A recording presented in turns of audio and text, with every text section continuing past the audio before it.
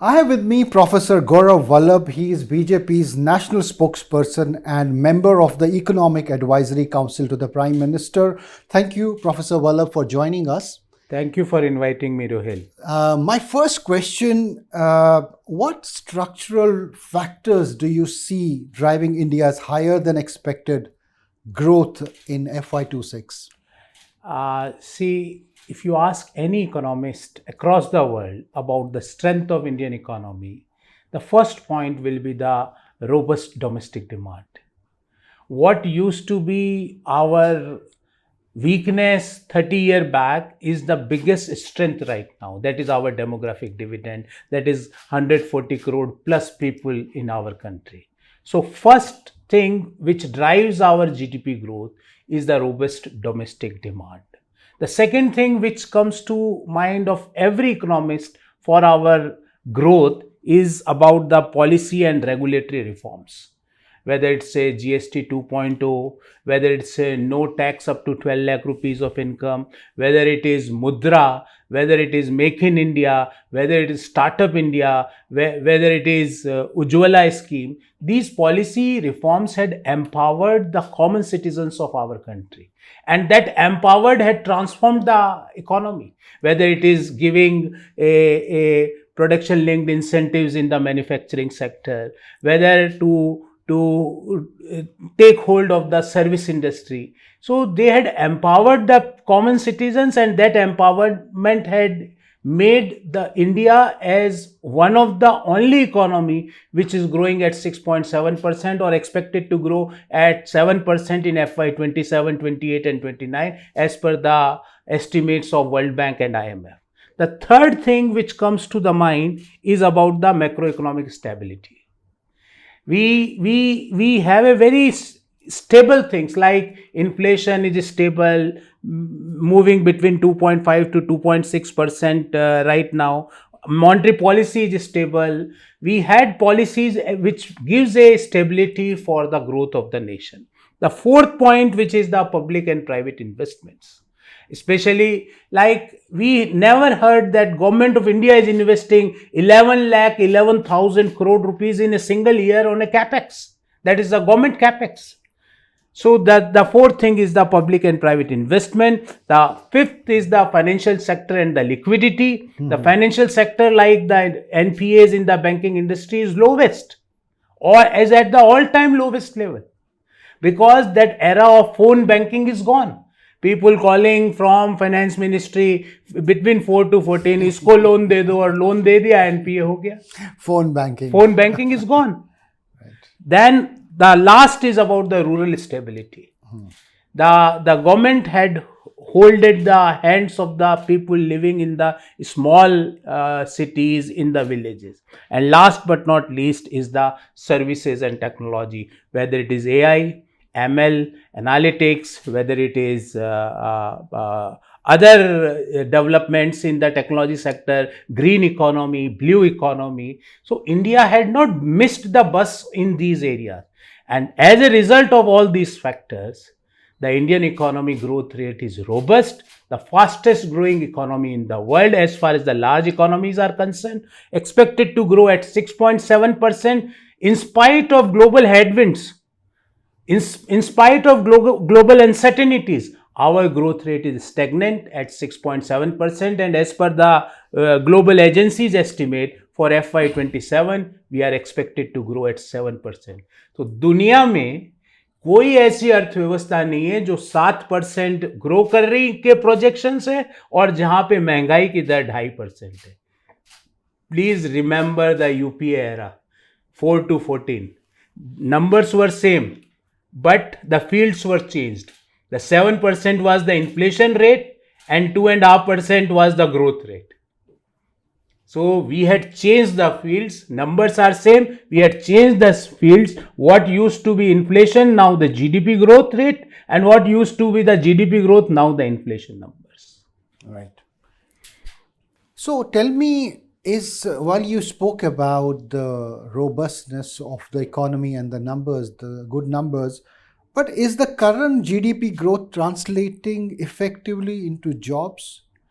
See, as I told you, what we used to say our weakness is turned out to be our strength. That is 140 crore plus people living in our country. But demographic dividend always comes up with the demographic demands also. And one of the demand of the youngest nation of the world is the ever increasing requirement of jobs. I am admitting in front of you that we had done lot as far as the job creation is concerned. But still we have to do many other things to create the job and sustainable jobs, quality jobs, fixed jobs in our economy. Like the unemployment rate 5-6 years back was 6.2%. Today it is 3%, 3.2%, from 6 to 3.2%. 5-6 years back, if I remember correctly, it was 2017. The unemployment rate was 6%. Today it is 3.2%. In the last 7-8 years, 16 crore new jobs were created in our economy. That is the data presented by government. But still we have to do many things. What to do? I'm just listing 3-4 things, because your question was that, is it effectively translating into jobs? Right. Answer is yes. Right. But with this yes, I admit that we have to make this yes as a big yes. The first thing that we have to accelerate the export oriented industries, where there is a big scope of the quality job, fixed job for our country. Right. The second thing which we have to do is improve the quality of education and skilling. Sometimes there are many cases where jobs are there, but we are not having people to perform that particular job. So we have to bridge the gap between the requirements of the industry and the output given to us by the education. So that gap has to be matched. The third point is about, we have to incentivize private sectors for creating formal jobs. Government is incentivizing, but that scheme should not be discontinued. Right now also we are incentivizing. The fourth is about that whatever jobs are coming, we have to think about jobs of future. Like jobs of future, when I say jobs of future, jobs in AI, right, jobs in renewable, jobs in healthcare, jobs in digital technology, jobs in green economy, jobs in blue economy. These are the areas which can generate jobs in the days to come. Jobs in quantum computing. These are the emerging area. And India, being the biggest hub of the talent for the world, has to take a lead in these areas. We have to support the growth of in the quality of job, and we have to support the enterprises who are generating jobs in the formal economy. When we are formalizing the economy, we have to support the organizations which are creating jobs in the formal economy. So by doing all those things, we are very hopeful that whatever yes and big yes difference is there, we will travel that particular distance by doing all those things.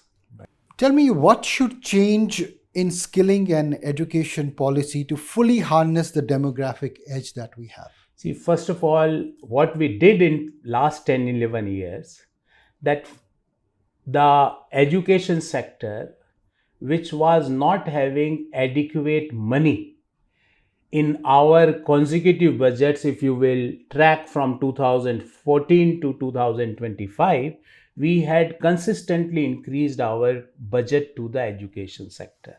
Right now in our schools, we have somewhere around 25 crore students. And to teach 25 crore students, we have 1 crore teachers. 25 crore number may be the population of some of the countries of Europe. That are the number of school going students in our country.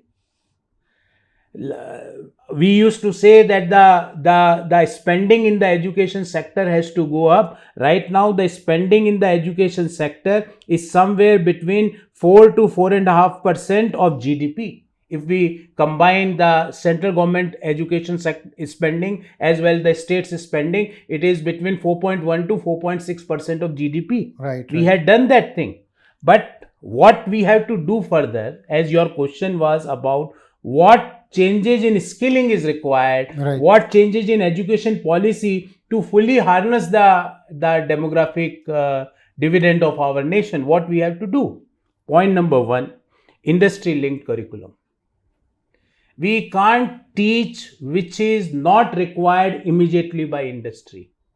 Something which is required in 80s or 90s and now it's become redundant because of the technological advancement, we have to immediately stop that. It is better not to teach the redundant things. If we are not capable of teaching the right things, it is better not to teach anything. So first is the industry linked curriculum. The second is the technological integration. What we are teaching should be technologically integrated. Like I always used to feel that we used to have a course on accounting, but now we should have a course on how to do accounting in an AI environment. It has to be relevant. Technological integration. Right. The third is about continuous upskilling and reskilling. The way the things are changing, 10, 15 years back, we may require some technique or some skill. Right now, we may not require that skill. 20 years back, we may require programmers.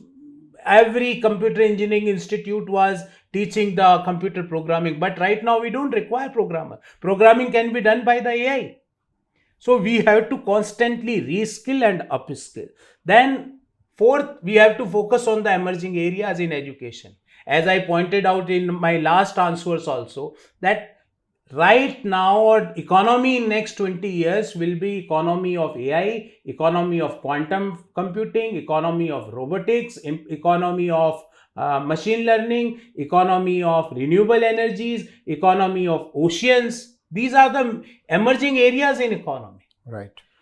Fifth, equity and access. Although lot of bridge we had made lot of bridges for giving the educational access and the access of technology. The digital divide which was there in the past, that digital divide we had destroyed. We had damaged that digital divide. But still at some level we have to go for more equity and access to the education. The fifth is about the quality assurance and assessment. Constant assessment is required. The quality of education is important than the education. सिर्फ graduation के नाम से हम graduate नहीं मान सकते जब तक कि उस व्यक्ति में ग्रेजुएशन का कैरेक्टर ना आए. तो that quality is more important. Right. Then about the entrepreneurship orientation, please appreciate, students has to be taught that job is not the only thing which you can do in the world. You can do many other things than job also. Most of the college going or school going students, if you ask them, I will become this, I will become that, they always used to say that I will do this job or I will do this job. We want an environment where half of the students of the class should come and say, I want to become an entrepreneur. I want to do an entrepreneur in the defense sector. I want to become entrepreneur in the technology sector. I want to become entrepreneur in the ocean technology. So that orientation is required. So what I mean to say, India's skilling and education program should be oriented to the technology, should damage or destroy the digital divide, should have more equity and access, should have more public-private partnership, and last but not least, the education orientation should be entrepreneurial driven, not the job driven. Right. So if we can do these things, things can change at the ground level. All right. So tell me, what can be done to push private sector capex and unlock the next investment cycle according to you? See, the first thing which we should do is to enhance the policy certainty. I'm not saying there is a policy uncertainty. I'm saying we should enhance the policy certainty. Policy certainty is there, but we have to take to the next level. Whether the policy of the tax, or the policy of the subsidies, or the policy of land, or the policy for labor, or the policy of the environment and sustainability, but the first thing which required for increasing private capex in the economy is enhancing the policy certainty. The second point is about expanding the base of PLI. We had seen that PLI had given us the desired results. We have to increase the base of PLI scheme and incentives to the spaces like electronics complete, renewable complete, green hydrogen complete, space technology complete. Third is about we have to deepen the financial market reforms. And when I say we have to deepen the financial market reform, I am particularly focusing on broadening the corporate bond market, which is till now, still corporate bond market in India is unutilized as a source of funding. The fourth point is drive demand and consumption, and we had seen that after GST 2.0, after GST reforms, and in this Navratra and Deepavali season, the Indian consumers had given a big slap to the people who were saying Indian economy was dead, when in India, every 6 minutes we were selling one Mercedes. And that is the data. Her 6 minute में एक Mercedes गाड़ी बिकी है. उन लोगों के मुंह पर एक तमाचा है जो भारत की इकोनॉमी को डेड बोल रहे थे. It has unlocked it.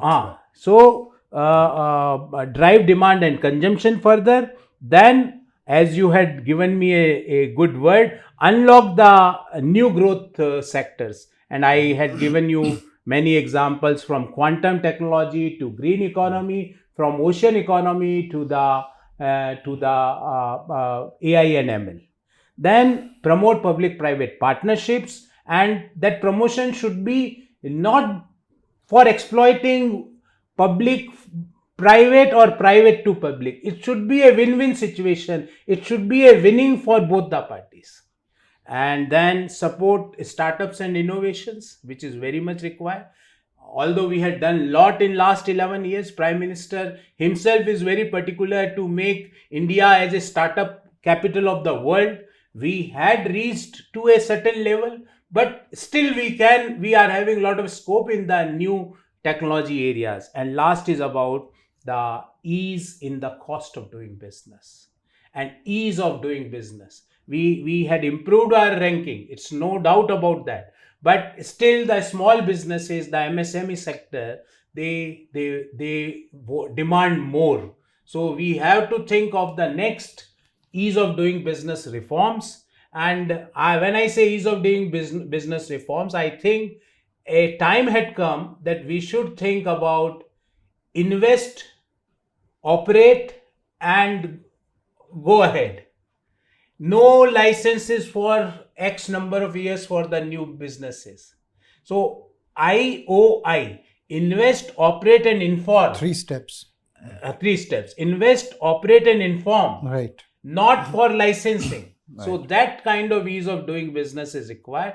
I am very sure that in last 11 years, public spending had become a catalyst for the private spending, and on this public spending, now the private spending already has started moving up, but it can take to the economy to the double-digit growth. If private sector spending is as enthusiastic as public spending, which had happened in last 11 years, India can reach double-digit growth. We can reach 10% GDP growth. And I am very hopeful that private sector now is ready, and public sector spending is ready to provide as that private sector spending as a catalyst for next generation investment in Indian economy. Right. We have also seen a lot going on.